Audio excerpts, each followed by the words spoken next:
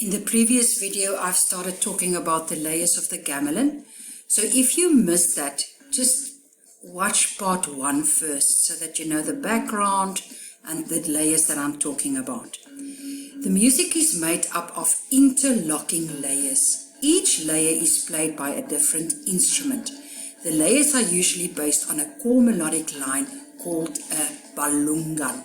So the balungan is that core melodic line that is played. The texture is heterophonic. We find a lot of world music, if you have to discuss the texture, mostly it's heterophonic. Now heterophonic, the meaning of heterophonic, they all share the same melodic material, but they play that in their own style. And it's made up of interlocking layers. These different layers can make the music sound loud, noisy, and even seemingly messy at times. Even if you listen to the background now, you will hear that it can sound quite messy. Gamelan music is characterized by the following. The lower the pitch, the longer the note values.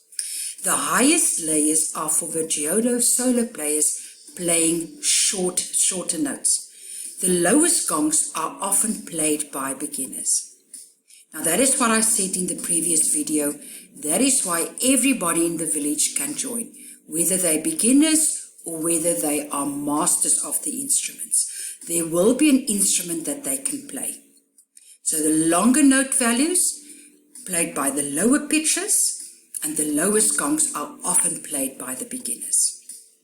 The highest layers, that is reserved for the virtuoso solo instruments, and they play shorter notes. The music is divided into 4 beat groups called the kitek. Gongs of different sizes are used to mark cycles of music known as the gong gun. The leader will usually choose a melody for each separate section of the music, and the rest of the instruments adjust accordingly. So that's a little bit like call and response. The leaders select the melody for that section, and then the rest of the instruments adjust accordingly. Okay.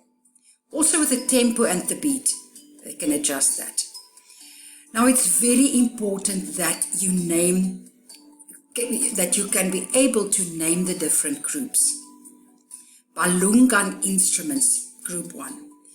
This group plays the nuclear theme called the balungan. They include the saron family, and that is single octave metallophones which have heavy bronze keys. You will find beautiful pictures of the saron on the internet and on YouTube. Sarons are played with a wooden mallet held in the right hand, while the left hand dampens the note to stop them echoing and blurring the tune. Now why I have included this is they can ask you in the examination, how is this instrument played? How do you play the saron? Then you have to be able to say, I play with a wooden mallet in my right hand, and with my left hand I dampen the echoing of the metal. Sarons are divided into the Panerus, where you have the high instruments, the high sarons, and they play every note of the tune twice. Then you have the Barung, the middle, and then you have the Demung, the low octave saron. These two play the nuclear theme straightforward. So the Barung and the Demung will play the melody straightforward, where the Panerus, they are the virtuoso players, they will play every note of the tune twice. An octave below the Demung is the Slentem, which often plays the notes of the nuclear theme but leaves out the 4th beat of each measure. So the Demung, below the Demung I have the Slentem, and they will not play, sometimes but they will not play the 4th beat of the measure. So they will play 1, 2, 3, silence, 1, 2, 3. Now the melody is usually fast, simple and improvised, and can be based on, we know the scales now, the slendro scale or the Beloch scale. So this is group 1 of the instruments, the Balungan instruments. Panerus for high, Barung for middle, Demmung for low, and then I have the Slentem group. It's very important that you know that part. Now the interpunctuating instruments, that's group 2. The nuclear theme is divided into different phrases by various tuned knobbed gongs. Gong is the largest of the gongs, can weigh up to 68 kilograms. It's suspended vertically on a wooden frame made of bronze with a knob in the center. I call that knob a boss. And I struck it with a large padded stick. So how do I play the gong? It's suspended and I struck it with a large padded stick. The gong kenong, smaller gongs, which rest horizontally on cords strung across a box frame. Struck with hollow sticks, wound round with twine at the ends.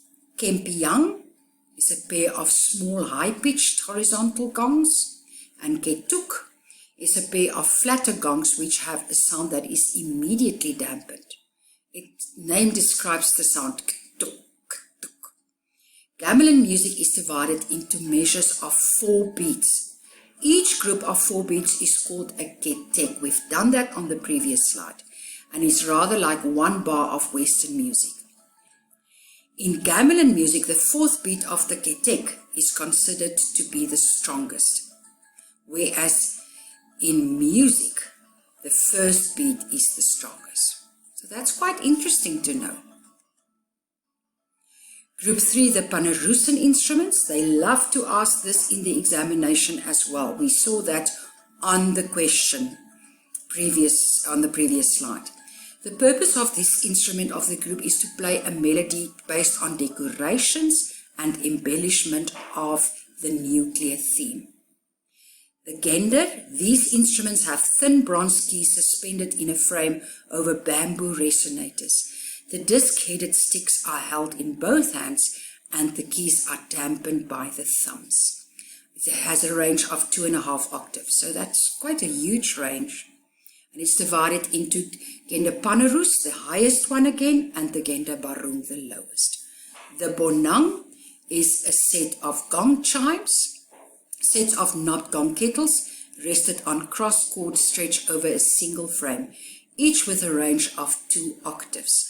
Bonang Panerus sounds an octave higher than Bonang Barung, and it's played with padded sticks. Other instruments in this group can be the following: Gambang Kayu, it's a xylophone, a selempong, a sitar, a rabab, a violin, okay, and suling is an end-blown flute, a female singer, and a chorus of male singers. So I can also have singers with this gamelan. It's quite interesting. So I can have a xylophone playing with, I can have a sitar, I can have a rabab. That's the influence of the Arab world. And they can play a more elaborate version of the nuclear theme. And a suling, a flute, female singer, and a chorus of male singers. Okay. Now the rhythm instruments. The most important of the rhythm instruments are the kendang gending and the ketipung. I hope that I pronounced this correctly. It's not my language. Conical drums with one end larger than the other and a skin at each end. These drums play sounds which are indicated by words, in much the same way as we found in the Indian world music, where the tabla player plays the different balls. The function of these drums is to cue the orchestra, indicate the tempo and accent the movement of the dancers or the puppets. The rhythm in a gamelan piece is usually repetitive and syncopated. Now that looks like Arab music or African music. So they can ask you, what is the function of the rhythm instruments in a gamelan? To cue in the orchestra, to indicate the tempo for the rest of the players, and accent the movements of the dancers or the puppets. And rhythm that's a characteristic, usually repetitive and syncopated. Other percussion instruments we have is the bedug, a large barrel-shaped drum, a keprak, wooden blocks. Wooden blocks I also found in Japan. Kekrek, metal plates, and keser, small cymbals. And that is why they say that most of the instruments in this gamelan set share the same timbre, because most of them made of the same material. Notice how most of the names of the Indonesian instruments describe the sound they make. Kesher sounds like an echo of a clashed cymbal. Keprak sounds like the crack of a wooden blocks. And Gong Ageng sounds like the ring and echo of a large gong. Now here we come to the method that I really like using, the Dr. Smith and features of the gamelan. Now, we also saw there that with the IGCSE question that I discussed in part 1, that they ask what other features do you hear of on the in the background on the music of the gamelan.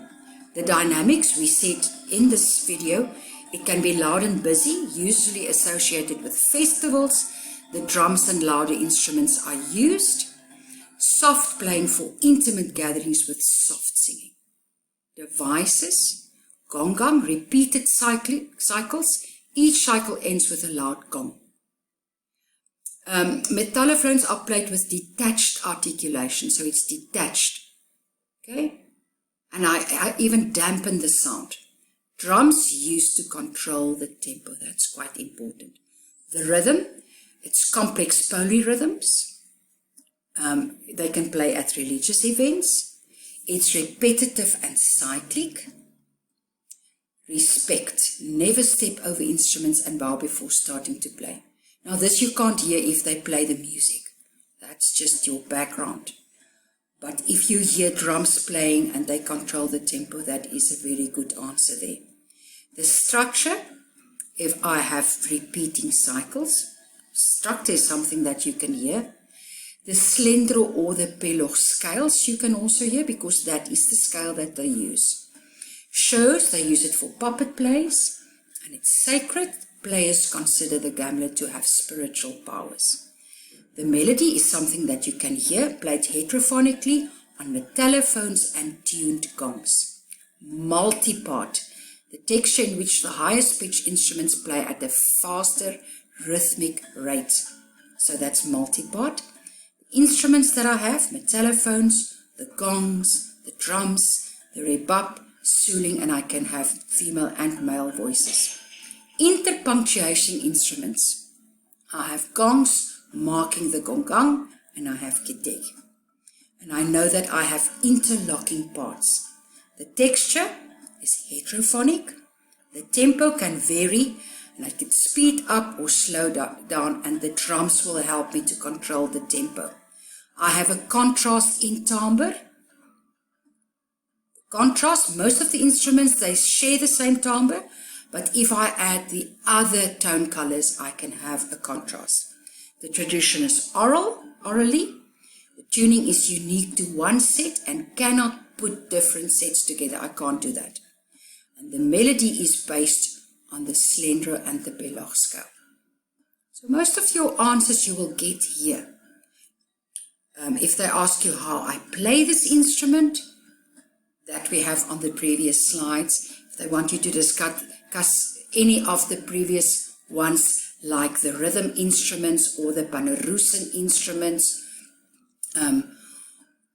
you have that here.